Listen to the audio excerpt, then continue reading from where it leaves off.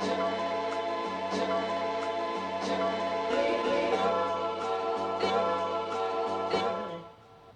guys, it's Randy from Beatnik24, and you know how my brain works. I just like start thinking about crazy stuff. And recently, I wrote a blog post about all the extraness that's happening in the world. Like everything just seems so extra. Maybe I just wasn't. Maybe I don't think big enough. Maybe I wasn't spoiled. Maybe I need like a therapist or something because I wasn't treated these ways. But it seems like now every little occasion we have to have this major celebration. So, for instance, it's graduation season. And, it's great when people accomplish something, and you definitely should celebrate that person. But I'm just trying to figure out, like, do we have to celebrate every year? Like, can there be kind of like banner years?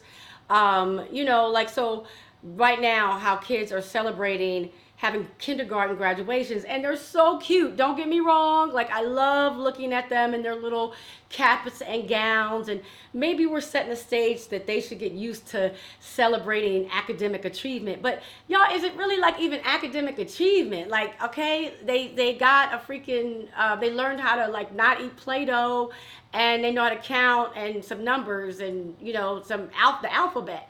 But people are like going way out and they're inviting you to their children's kindergarten graduations. And while it's darling, I just think it's just a little bit extra. The same was like when my own kids got out of eighth grade. And I mean, people were having major parties. Like, I'm talking major parties. Eighth grade, you have not accomplished anything, in my opinion. Like, we fully anticipated that you would move on from eighth to ninth grade. That's kind of expected, right?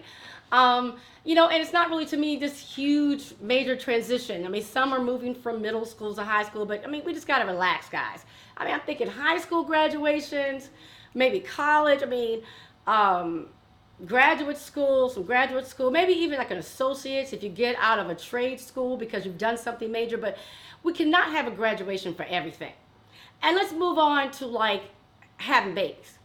Now, I was broke I mean, there was no money when I got pregnant, so that was probably part of the issue that there wasn't all the celebration. But now I'm seeing people, so you get a gift just for getting pregnant, which I mean, I didn't know that was, well, okay. I mean, celebration. Then you have to have the gender reveal party to announce to the world, what you're going to have. And you have people over, and people are spending major dollars on it. I found out when the kid was born, but okay, call me old fashioned. And even if you found out before, back in my days, they didn't have like these major parties where everybody had to know about it. Now people are getting, they're taking baby trips. They're calling them, what are they calling them? I can't remember. Babydoms, where before the baby comes, you're supposed to go on a trip because your life changes afterwards, which I would have enjoyed, but that's a lot. Then you have the baby shower, which is different from the gender reveal. And then you have the baby, and then the wife is supposed to get, or the woman is supposed to get a push present for having the baby. And sometimes that is done with a party. Like, there's like 6 gifts before the child is even one. Like, I mean, it's just a lot just for a baby. And I mean, are we supposed to buy gifts at each one? Like, I'm sick of the baby, and the baby's not even here. I get sick of the baby before the baby has a name. I mean, come on. And then, like, even with the weddings, okay? I am so happy when love finds love. That's beautiful. But now we're getting stuff for once you get engaged. We're coming to that celebration. Then you have the bachelorette party and the bachelor party, and then we have the actual wedding that happens, and then the reception. That's not quite as bad. What the one that is to me the most outrageous and crazy is the stuff around the prom. Okay, because kind of like we're old, we've worked to spend money foolishly and have a bunch of parties if we want to. So all right, let's do it. But I mean, these young folks, I mean, there's a lot of pressure to show out for them. So now you can't just ask someone to prom. Like, I was excited when somebody asked me to prom because I was worried that I wasn't going to get asked. That was good enough. I think they did it on the phone probably.